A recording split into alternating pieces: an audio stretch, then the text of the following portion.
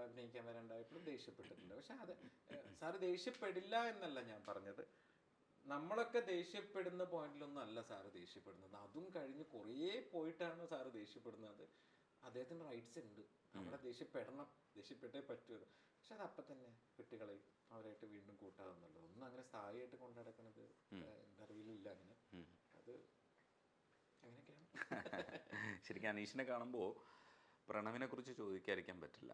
ഈ പ്രണവിനെ അവിടെ എവിടെയൊക്കെ വെച്ച് കാണുമല്ലോ, എങ്ങനെയായിരുന്നു അനീഷുമായിട്ടുള്ള കമ്മ്യൂണിക്കേഷൻ? എന്തൊക്കെയാ സംസാരിക്കാൻ മനുഷ്യൻ? അല്ല, പ്രണവായിട്ട് എനിക്ക് ഭയങ്കര കൂടുതൽ ബന്ധമുള്ള ഒരാളൊന്നുമല്ല. ഞാൻ 1-2 തവണ കണ്ടിട്ടുണ്ട്. അതെ, 2 തവണയല്ല, അതിൽ കൂടുതൽ കണ്ടിട്ടുണ്ട്. 1-2 തവണ സംസാരിച്ചിട്ടുണ്ടെന്ന് മാത്രമേ ഉള്ളൂ. ഭയങ്കര രസമുള്ള ഒരാള്. അതായത് സാറിന്റെ ഒരു ലേറ്റസ്റ്റ് വേർഷൻ എന്ന് വേണമെങ്കിൽ പറയാം. ഒരു പുതിയ വേർഷൻ. ഭയങ്കര ആളുകളെ ബഹുമാനിക്കാനും ആളുകളോട് എങ്ങനെ സംസാരിക്കണം എന്നുള്ളതും ഭയങ്കര പക്വതയുള്ള ഒരാൾ. പക്ഷെ അയാൾക്ക് ഇഷ്ടമുള്ളത് ചെയ്യാൻ അയാൾക്ക് സ്വാതന്ത്ര്യം കൊടുത്തിട്ടുണ്ടെന്നാണ് ഞാൻ മനസ്സിലാക്കുന്നത്. അതിപ്പോൾ ഒരു ഭക്ഷണം ഇപ്പം നമ്മൾ ലൊക്കേഷനിൽ വന്നാൽ പോലും ഭക്ഷണം കഴിക്കാൻ നമ്മളെല്ലാവരും മേശക്കരിയിലിരിക്കും. ഭക്ഷണം നമുക്ക് കൊണ്ടുപോയി വെക്കുമ്പോൾ നമ്മൾ നോക്കുമ്പോൾ അദ്ദേഹം ആ ക്യൂവിൽ നിന്നിട്ട് ഭക്ഷണം മേടിച്ചിട്ട് വരുന്നതാണ്. അത് അയാൾ സിമ്പതി പിടിച്ചു പറ്റാൻ വേണ്ടി ചെയ്യുന്നല്ല, അയാൾ അങ്ങനെയാണ്, അയാൾ അങ്ങനെ ചെയ്യുള്ളൂ. അപ്പം നമ്മൾ ഇപ്പം രജനീഷ് ഭായി സംസാരിച്ചാലും ഭയങ്കര ബെൻഡായിട്ട് ഇങ്ങനെ നിന്നിട്ട് സംസാരിക്കുക. അപ്പം ലാലേട്ടനോട് അന്വേഷണം പറയണേ, പറയാം. ആവശ്യം കൃത്യമായ കാര്യങ്ങൾ പറഞ്ഞു പോകുന്ന ഒരാൾ, ഭയങ്കര നോളേജ് ഉള്ള ഒരു വ്യക്തി കൂടെയാണ്. ഞാൻ പല സമയത്ത് എനിക്ക് റിവീൽ ചെയ്യാൻ പറ്റാത്ത ചില കാര്യങ്ങളാണ്. അപ്പം അതുകൊണ്ട് പല സമയത്ത് ഞാൻ ശ്രദ്ധിച്ചിട്ടുണ്ട്, നമ്മൾ കാണുന്നതൊന്നും അല്ല പ്രണവ്, നമ്മൾ കാണുന്നതേ അല്ല. ഭയങ്കര നോളേജ് ഉള്ള ഒരു വ്യക്തിയാണ്. നമ്മൾ കാണുന്നത് എന്താ, ട്രാവൽ ചെയ്യുന്നു, അവിടെ പോകുന്നു, ഇവിടെ പോകുന്നു, ഒരുപാട് കഴിവുകളുള്ള വ്യക്തിയാണ്.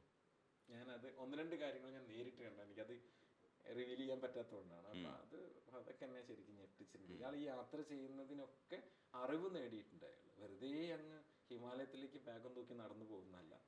അതിന് അദ്ദേഹത്തിന് ഓരോ ഉദ്ദേശങ്ങളും ഓരോ കാര്യങ്ങളൊക്കെ ഉണ്ട്. യാത്രകൾ മനസ്സിൻ്റെ സുഖം മാത്രമല്ല, അറിവ് കൂടെ നേടിയിട്ടുമുണ്ട്. അത് അയാളുടെ കയ്യിലിരിക്കുന്ന ചില ബുക്സുകളൊക്കെ ഞാൻ ഇടയ്ക്ക് കണ്ടിട്ടുണ്ട്. അതൊക്കെ അതിനെക്കുറിച്ചൊക്കെ ഞാൻ അന്വേഷിച്ചു. അതൊക്കെ ഒരു സാധാരണക്കാരന് വായിച്ചാൽ ഒരിക്കലും കിട്ടുന്ന കാര്യങ്ങളല്ല അയാൾ വായിക്കുന്നത് പോലും. വളരെ കുറച്ചങ്ങനെ സംസാരിച്ചിട്ടില്ല. ഞാൻ അയാളെ മാറി നിന്ന് കണ്ടിട്ടുണ്ട്, അയാളെ പെരുമാറ്റങ്ങളും.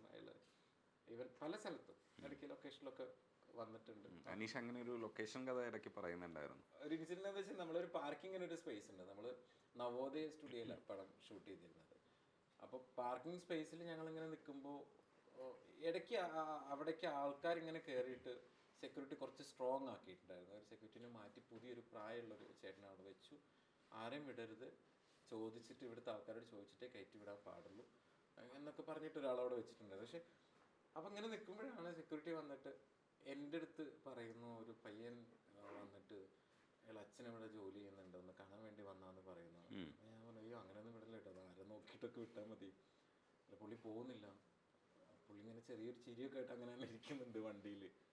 ഞാൻ പറഞ്ഞു, ഇല്ല ചേട്ടാ, അത് വിടണ്ട ചേട്ടാ. അല്ലെങ്കിൽ അപ്പം ഞാൻ നേരെ മുകളിലേക്ക് അവിടെ വർക്ക് നടക്കുന്ന പ്രൊഡക്ഷനിൽ വിളിച്ച് ചോദിക്കുന്നു, എന്താ ചെയ്യണ്ടേ? എൻ്റെ പൊന്നനീഷ്, ഇന്നലെ ഒരാളോടെ കയറിയിട്ട് വലിയ പ്രശ്നമാണ്, പള്ളി പിടിക്കുന്ന ആരും കേട്ടിട്ടുണ്ട്. ഇപ്പോൾ ഇവിടെ ആരും വരാനുമില്ല, ഒന്നുമില്ല.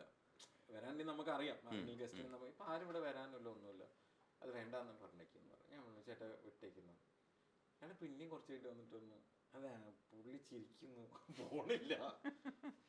അപ്പം ഞാൻ മെല്ലെ പോയി ഇങ്ങനെ നോക്കി. അപ്പോൾ ഊബർ ഡ്രൈവറാണ്. അപ്പോൾ അയാൾക്കും പോകണം, മനസ്സിലായില്ല, കുറച്ച് നേരമായി.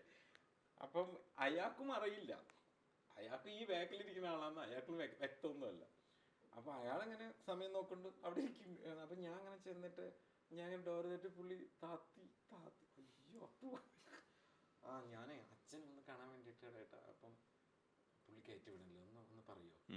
ഞാൻ ചേട്ടാ സാർ അങ്ങനെ, അയ്യോ നിങ്ങൾ പറയാം, ഞാൻ നിങ്ങളോട് പുള്ളി അങ്ങ് നിങ്ങൾ പറയണ്ടേ, ഞാൻ നിങ്ങളോട് ചോദിക്കാം പുള്ളിയുടെ പണി പോകുമെന്നുള്ളത്. ഞാൻ ഇല്ല, ഒരു കുഴപ്പമില്ല സാറേ, ഞാൻ ഈ സാറിനോട് ചോദിച്ചാൽ അപ്പോൾ ഈ സാറ് പറഞ്ഞത് കയറ്റി വിടണം. ഇല്ല ചേട്ടാ, അതൊന്നും കുഴപ്പമില്ല എന്ന് പറഞ്ഞിട്ട് ഞാൻ അവിടെ, ചേട്ടാ ഞാൻ പൊക്കോളാം, ഇല്ല ഞാൻ വിടാന്ന് പറഞ്ഞിട്ട് അച്ഛൻ പിന്നെ സ്ഥലത്തുണ്ട്. ഞാൻ അവിടെ പോയി അകത്ത് മേക്കപ്പ് നടക്കാം.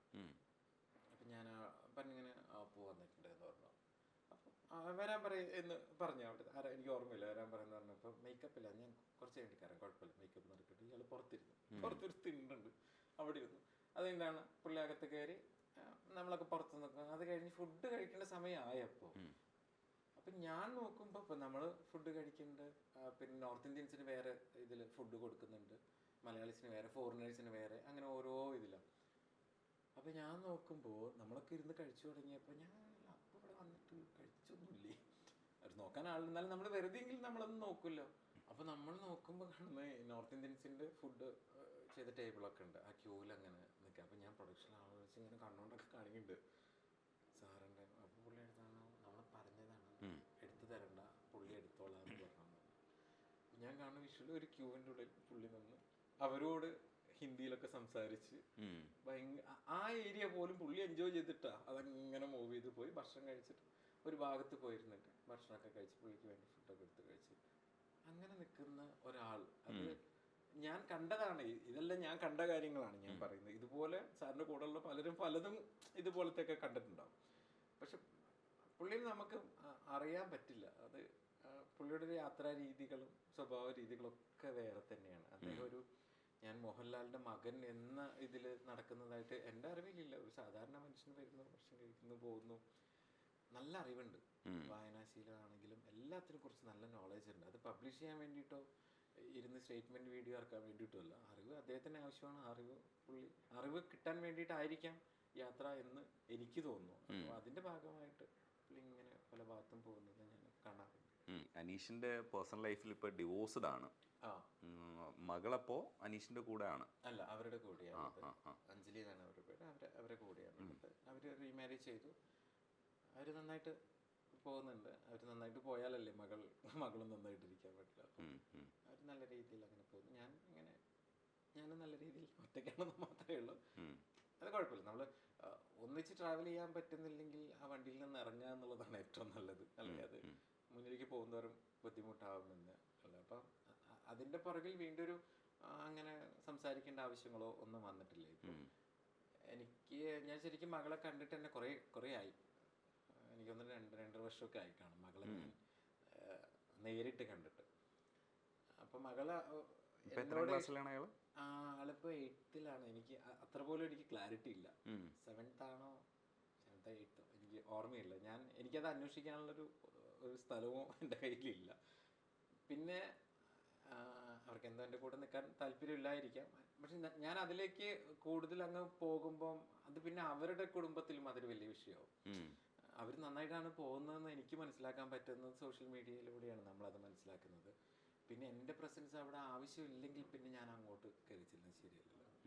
മോള് കുറേ സിനിമയിലൊക്കെ അഭിനയിക്കുന്നുണ്ട്. ഞാൻ അവരെ കോണ്ടാക്ട് ചെയ്യുന്നത് ഒരു ദിവസം മാത്രമാണ് ഞാൻ വിളിക്കുന്നത്. ഏപ്രിൽ 10-നാണ് മോള് ബർത്ത്ഡേക്ക് ഞാൻ വിളിക്കും. ചില ബർത്ത്ഡേക്ക് എടുക്കാറുണ്ട്, സംസാരിക്കാറുണ്ട്, വരാൻ പറയാറുണ്ട്, വരാറില്ല. എനിക്ക് അതിലങ്ങനെ പരിഭവമൊന്നുമില്ല. നമ്മുടെ മകളാണ്, അവളവിടെ സേഫാണ് എന്ന് അതറിഞ്ഞാൽ മതിയില്ല. അവർ അമ്മേൻ്റെ കൂടെയല്ലേ അവർ നിൽക്കുന്നത്, മറ്റൊരാളുടെ കൂടെ അങ്ങനെയൊന്നും അല്ലല്ലോ. അവർ അമ്മയുടെ കൂടെ നിൽക്കുന്നത്, അവർ സേഫാണ്, നന്നായിട്ടിരിക്കുക, നല്ല ഹാപ്പി ആയിട്ടിരിക്കുക എന്നുള്ളത് മാത്രമേ ഉള്ളൂ. അപ്പം എൻ്റെ പ്രസൻസ് അല്ലെങ്കിൽ ഞാൻ മകളെ കൊണ്ടുവരുമ്പോഴോ അല്ലെങ്കിൽ ഞാൻ മകളെ കാണാൻ ശ്രമിക്കുമ്പോഴോ ചിലപ്പോൾ ഡിസ്റ്റർബ്ഡ് ആവും. അവർ പോകുന്ന താളത്തിന് അത് പിഴയ്ക്കാൻ തുടങ്ങും. അതിനേക്കാളും നമ്മളിങ്ങനെ നോക്കിക്കണ്ട് അങ്ങനെ എന്തെങ്കിലും ആവശ്യങ്ങളുണ്ടെങ്കിൽ അവർ എന്നെ കോണ്ടാക്ട് ചെയ്യുമെന്നുള്ളൊരു പ്രതീക്ഷയിലിരിക്കുന്നു. ഒറ്റയ്ക്ക് ജീവിക്കുന്നത് കൊണ്ട് എനിക്കങ്ങനെ ബുദ്ധിമുട്ടുകളൊന്നും അങ്ങനെ എനിക്ക് തോന്നാറില്ല, അങ്ങനെ അനുഭവപ്പെട്ടിട്ടുമില്ല. നമ്മളൊക്കെ ഒറ്റയ്ക്ക് തന്നെയല്ലേ ഒരു വിധത്തിൽ നോക്കുമ്പോൾ അല്ലേ.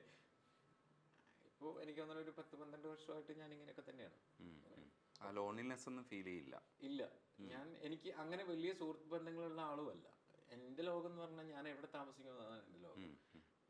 സൈജേട്ടൻ എൻ്റെ സുഹൃത്താണ്, ഇടയ്ക്ക് വന്ന് പോകും എന്നല്ലാതെ എന്നെ അങ്ങനെ പുറത്തങ്ങനെ കാണാൻ കിട്ടുന്ന മെറ്റീരിയലോ ഒന്നുമല്ല. ഇന്ന റെസ്റ്റോറൻറ്റ് ലുലു മാളിൽ അവിടെ അപൂർവമായിട്ട് പോകുന്നതാണ്. അല്ലെങ്കിൽ എഴുതാനിരിക്കും, സിനിമകൾ കാണും, കീബോർഡ് വായിക്കും, അങ്ങനെയൊക്കെ അത്രയൊക്കെ ഉള്ളൂ. അതാണ്. വേറെ ഒന്നും അങ്ങനെ എനിക്ക് ബുദ്ധിമുട്ടാവുന്നതൊന്നും ഞാൻ അടുപ്പിക്കാറില്ല. എന്നെ ഡിസ്റ്റർബ് ചെയ്യുന്ന ഒന്നിനും ഞാൻ ചേർത്ത് വെക്കാറുണ്ട്. അത്രേ.